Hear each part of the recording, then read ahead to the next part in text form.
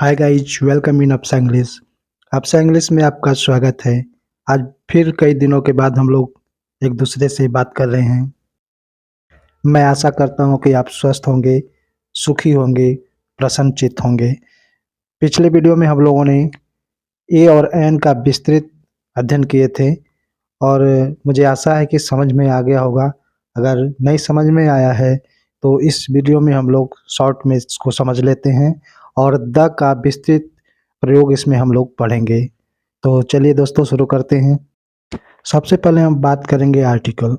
Article A N और the या दी।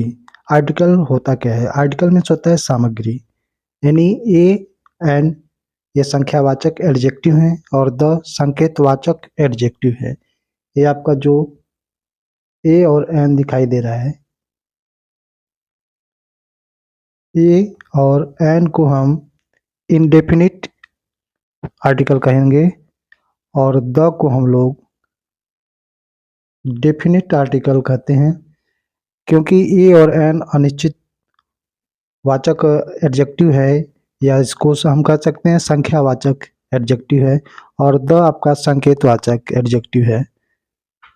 तो ए और एन का प्रयोग उस समय होता है जब किसी शब्द या नाउन के पहले एक संख्या एक आ जाए, तो वहाँ पर ए या एन लगता है नियम के अनुसार पर।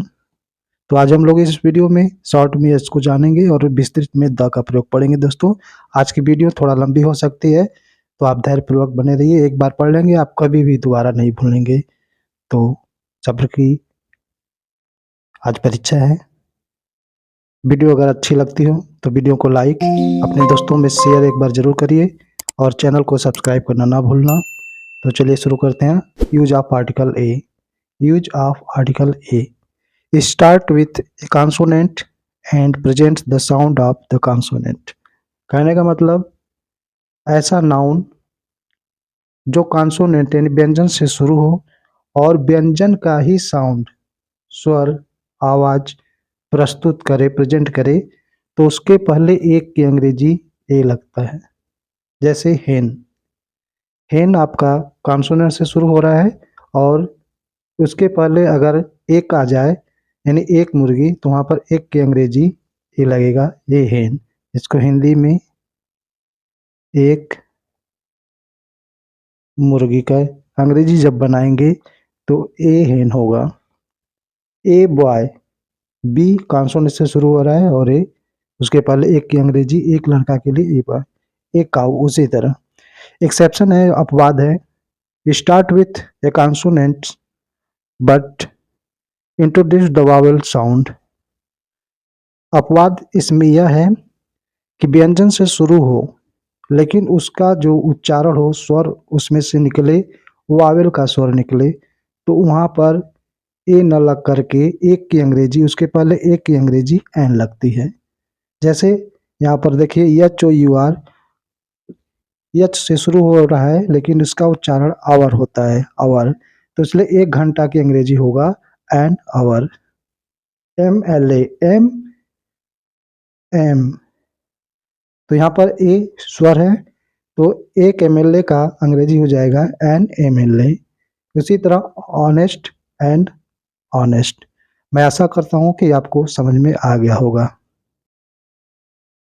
चलिए दूसरे पेज पर चलते हैं। Use of article an. Use of article an same उसी तरह है। Start with the Wavell and presents the sound of the Wavell. कहने का मतलब वावेल से शुरू हो और वावेल का ही साउंड प्रस्तुत करे, यानी स्वर से शुरू हो और स्वर का उच्चारण हो, तो वहाँ पर उसके पहले एक की अंग्रेजी एन लगती है। जैसे एक सेव, एक सेव की अंग्रेजी होगा यानी एप्पल, एन एप्पल। एलिफेंट, एक हाथी यानी एन एलिफेंट। एक छाता, एन अम्ब्रेला। और एक्सेप्शन में, अपवाद में इसमें भी है। Start with A Wavell but introduce the sound of the consonant. कहने का मतलब वावेल से शुरू हो रहा हो लेकिन उसका जो साउंड है, उच्चारण हो, वह कॉन्सोनेंट से हो रहा हो, तो उस समय हम उसके पहले एक की अंग्रेजी एन न लगाकर ए लगाएंगे। जैसे यहाँ पर देखिए यूनियन, यूनियन में यू वावेल है लेकिन इसका उच्चारण यू से हो रहा है, तो यहाँ पर एक की अंग्रेजी, एक यूनियन का अंग्रेजी ए यूनियन हो गया। यूनिवर्सिटी, यूनिवर्सिटी में यू वावेल है लेकिन इसके अंग्रेजी, इसका उच्चारण यू से शुरू हो रहा है यूनिवर्सिटी, तो इसलिए एक यूनिवर्सिटी, एक विश्वविद्यालय के पहले ए लग गया, यहाँ पर एन नहीं लगेगा। इसी तरह ए यूरोपियन, यू ई का उच्चारण यू से हो रहा है यूरोपियन, इसलिए एक यूरोपियन का अंग्रेजी ए यूरोपियन हो गया। तो ये आपका ए और एन का उच्चारण, सॉरी ए और एन का प्रयोग है। अगर आपको नहीं समझ में आ रहा है तो आप हमारी पिछली वीडियो के पर जाइए, उस पे मैंने विस्तृत बताया हूँ। एक बार मैं आपको फिर से रिपीट कर देना चाहता हूँ। ए उस कंडीशन में लगता है जब कोई नाउन व्यंजन से शुरू हो रहा है और उसके पहले एक की अंग्रेजी लगानी है, एक आया हो तो एक की अंग्रेजी ए लगेगा। लेकिन जब कोई नाउन व्यंजन से शुरू हो लेकिन उसका उच्चारण वावेल यानी हिंदी वावेल से हो रहा हो तो वहाँ पर एक की अंग्रेजी एन लगेगी। उसी तरह जब कोई शब्द या नाउन वावेल से शुरू हो रहा हो और उसके पहले एक आया हो तो एक की अंग्रेजी एन लगेगा। और जब वावेल से शुरू हो रहा हो लेकिन जब उसका उच्चारण हिंदी के स्वर से न हो, हिंदी के व्यंजन से हो, तो वहाँ पर एक की अंग्रेजी एन न लगकर ए लगती है। तो ये मैं आशा करता हूँ फिर से कि आपको समझ में आ गया होगा। आगे पेज में हम लोग पढ़ेंगे द का प्रयोग। द का इस्तेमाल अक्सर कंफ्यूज करने वाला है, तो इसलिए आप इसको थोड़ा सा समय देकर एक बार पढ़ लेंगे तो आप जीवन में कभी भी नहीं भूलेंगे और ना ही कभी आपसे कोई गलती होगी। तो use of article, use of article the, यानी द का प्रयोग कहाँ कहाँ होता है। तो सबसे पहले आपका पहला नंबर पर है व्यापक अर्थ में।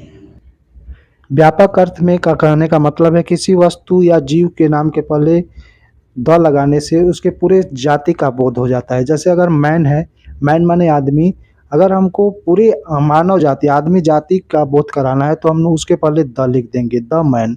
काऊ, काऊ माने गाय होता है, लेकिन सभी गायों, सभी गायों का पूरा अगर हमको ज्ञान कराना है, बोध कराना है तो हम द काऊ कर देंगे।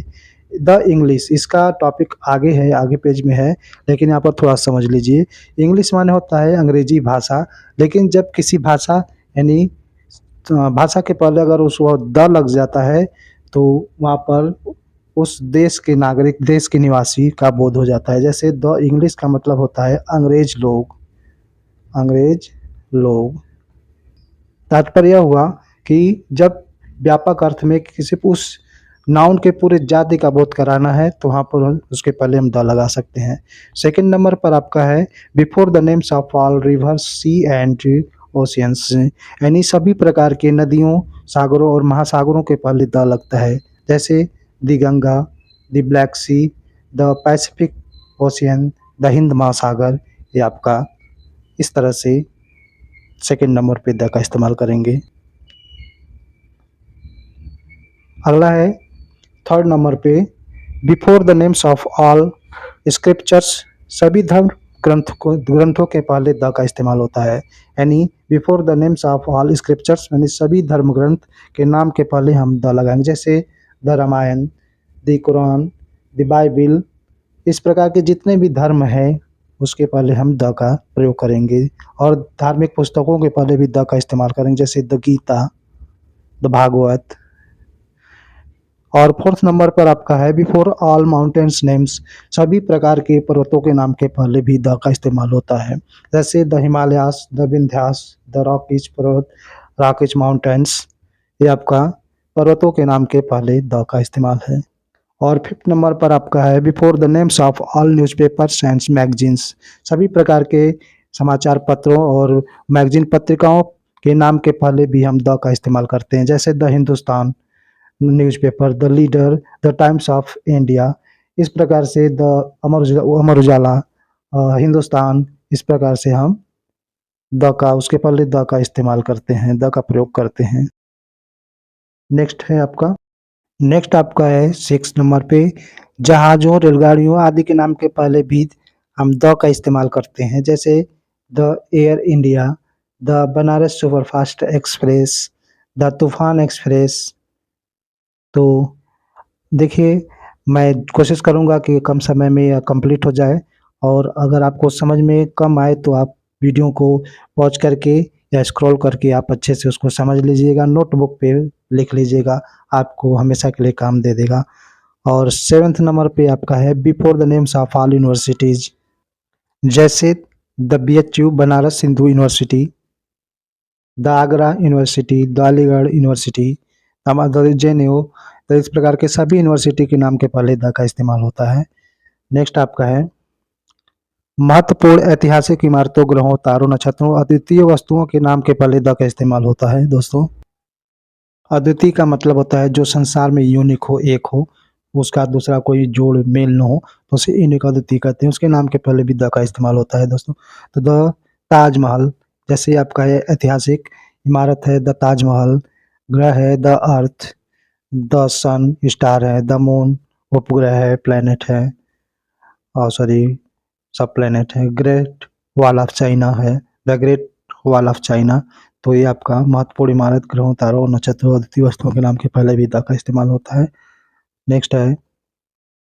नेक्स्ट आपका है सभी सुपरलेटिव डिग्री वाले एडजेक्टिव के पहले लगता है, जैसे एडजेक्टिव जो सुपरलेटिव डिग्री में इस्तेमाल होते हैं, जैसे बेस्ट, तो उसके पहले हम द लगाएंगे। बेस्ट, गुड, बेटर, बेस्ट होता है। The smallest, small, smaller, smallest होता है। सुपरलेटिव डिग्री में एसटी लगता है हमेशा, जिसको महानतम कहा जाता है, सबसे हाई लेवल पे। द ग्रेटेस्ट, सबसे बड़ा, महान। अब मैं ऐसा करता हूँ, आपको समझ में आ रहा होगा। नेक्स्ट है आपका सभी सीजन के पहले, जैसे the winter, the summer, the rain, season के पहले भी आपका द का इस्तेमाल होता है। नेक्स्ट आपका है मटेरियल तथा एब्स्ट्रैक्ट नाउन के पहले विशिष्ट अर्थ में। मटेरियल और एब्स्ट्रैक्ट नाउन के पहले द का इस्तेमाल नहीं होता है, लेकिन विशिष्ट अर्थ में उसके पहले द का इस्तेमाल होगा। जैसे अगर हमको को लिखना हुआ कॉटन, गोल्ड, तो हम केवल लिखेंगे कॉटन, गोल्ड। लेकिन जब इन सब का विशिष्ट अर्थ में इस्तेमाल हो, तो वहाँ पर द का इस्तेमाल होता है। जैसे the cotton of America is fine, यानी अमेरिका का फाइन जो सॉरी कॉटन है वह अच्छा है। तो यहाँ पर विशेष अर्थ में कॉटन का इस्तेमाल हो गया है, तो यहाँ पर इसलिए द लगा है। The courage of Shivaji is well known, यानी साहस एब्स्ट्रैक्ट नाउन है करेज, तो शिवाजी का जो करेज है, साहस, अच्छी तरह भली भांति परिचित है, लोग परिचित हैं, से परिचित हैं। तो यहाँ पर करेज के पहले भी द का इस्तेमाल होता है, हुआ। लेकिन आपको याद रहे कि मटेरियल और एब्स्ट्रैक्ट नाउन के पहले सामान्य अवस्था में द का इस्तेमाल नहीं होता है। नेक्स्ट आपका है कॉमन नाउन्स के दोबारा आने पर द का प्रयोग होता है। कॉमन नाउन्स, अगर एक सेंटेंस है उसमें सबसे पहले अगर कॉमन नाउन आता है तो उस पे ए और एन लग सकता है, द नहीं लग सकता। लेकिन अगर जब दोबारा कॉमन नाउन, वही कॉमन नाउन दोबारा आ जाए तो वहाँ पर द का प्रयोग करते हैं। जैसे देयर वाज ए मैन, यानी मैन, ये आपका कॉमन नाउन अगर दोबारा आ रहा है, there was a man, the man was very poor. कहने का मतलब देयर वाज ए मैन, वह एक आदमी, यानी एक आदमी है, the man was very poor, जो बहुत गरीब है। तो आदमी यहाँ पर कॉमन नाउन आया है और उसी का दोबारा जिक्र हुआ है, तो दोबारा जब इस्तेमाल हुआ तो यहाँ पर हमने द लगा दिया आर्टिकल।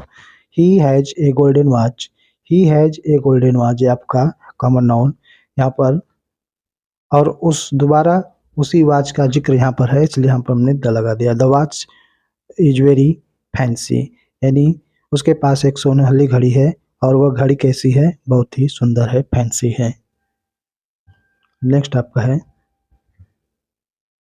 जब कोई नाउन किसी निश्चित व्यक्ति, वस्तु या स्थान का बोध कराए तो उसके पहले भी द का प्रयोग होता है, यानी टी को द भी पढ़ते हैं, दी भी पढ़ते हैं।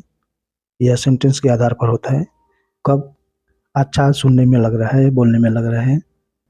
जैसे इज द बस लेट, यानी कोई पूछ रहा है किसी विशेष बस के बारे में, इज द बस लेट, तो कोई जवाब दे रहा है know the bus is not let, यानी वह बस लेट नहीं है, राइट टाइम है, यानी ए बस और ए बस दोनों बस एक है, तो यहाँ पर एक ही वस्तु है का निश्चित बोध न हो रहा है यहाँ पर, इसलिए दोनों के सामने पहले द लग गया है। Where are the scouts badge, where are the scouts badge, they are at the platform. यहाँ पर थोड़ा सा समझने की बात है। Where are the scouts batch, यानी स्काउट के बच्चे कहाँ हैं, यानी कोई पूछ रहा है पास में कि स्काउट के बच्चे कहाँ हैं, तो कोई बता रहा है they are at the platform. यहाँ पर प्लेटफार्म नाउन हो गया, तो उसके पहले हमने द लगा दिया, क्योंकि स्काउट के बच्चे एक ही हैं जो जिसके बारे में बात किया जा रहा है और जिसके बारे में बताया जा रहा है, तो यहाँ पर प्लेटफार्म नाउन हो गया, इसके पहले द आपका लग गया। Where are the scout batch, they are at the platform. तो ये आपका जब कोई नाउन किसी निश्चित व्यक्ति वस्तु स्थान का बोध कराता है तो उसके पहले द का प्रयोग होता है। नेक्स्ट आपका है प्लूरल नाउन्स के पहले निश्चित संदर्भ में, प्लूरल नाउन्स के पहले निश्चित संदर्भ में भी आपका द का इस्तेमाल होता है। जैसे यहाँ पर देखिए, the books on my table belongs to my sister, यानी जो बुक टेबल पर है वह मेरी बहन की है। यहाँ पर पुस्तक के बारे में निश्चित संदर्भ में बताया गया है, निश्चित वस्तु के बारे में बताया जा रहा है कि वह पुस्तक जो टेबल पर है मेरी बहन की है, निश्चित है। तो यहाँ पर ये प्लूरल है, प्लूरल नाउन्स का है यहाँ पर, इसलिए द लग गया है। नेक्स्ट आपका है, यहाँ पर अगर एग्जाम में आता है कैसे, यहाँ पे खाली जगह दे देगा और यहाँ पर ए एन और द में से कोई आपको भरना होगा, तो आप सोचेंगे कि एन भर दें कि ए भर देंगे। तो सबसे पहले यहाँ पर देखिए, ये प्लूरल है, ए और एन कभी नहीं भरा जाएगा, तो यहाँ पर आप द आंख बंद करके भी भर सकते हैं। लेकिन यहाँ पर एक जो नियम है, प्लूरल नाउन्स के पहले निश्चित संदर्भ में लगाना है, तो हमेशा द ही लगता है। जैसे फ्लावर इन माई गार्डन, तो यहाँ पर द लगा देंगे, the flowers in my garden are sweet smelling, यानी मेरे जो बगीचे का फूल है, बगीचे के जो फूल हैं वह अच्छे स्मेल करते हैं, अच्छे स्मेल सुगंध देते हैं। तो इस तरह से आप प्लूरल नाउन्स के पहले भी द लगाएंगे। नेक्स्ट आपका है, किसी देश के निवासियों के पहले द लगता है। जैसे अगर हमको अंग्रेजी भाषा जानते हैं हम लोग, अंग्रेजी, अगर हमको अंग्रेज लिखना हुआ तो इंग्लिश माने होता है अंग्रेजी, लेकिन अंग्रेज लिखना हुआ तो यहाँ पर द लगा देंगे, द इंग्लिश। जर्मन भाषा हुआ, अगर हमको जर्मन लोग लिखना होगा तो द जर्मन लगा देंगे। उसी तरह Hindu, the Hindu, the Italian, the Italian, Italian लोग हो गया। तो दोस्तों ये आपका आर्टिकल द का इस्तेमाल हुआ। वीडियो अगर अच्छी लगी हो तो वीडियो को लाइक जरूर कीजिए, अपने दोस्तों में शेयर कीजिए और चैनल को अभी तक अगर सब्सक्राइब नहीं किए तो सब्सक्राइब कर दीजिए, ताकि सभी आने वाली वीडियो आपके पास सबसे पहले पहुंचे। आगे आपका यह एक्सरसाइज है, इसको आप अच्छी तरह से हल कर कर आजमा लीजिए कि हमने क्या सीखा। तो आज के लिए बस इतना ही, हम लोग फिर मिलेंगे अगले टॉपिक के साथ, तब तक के लिए बाय बाय।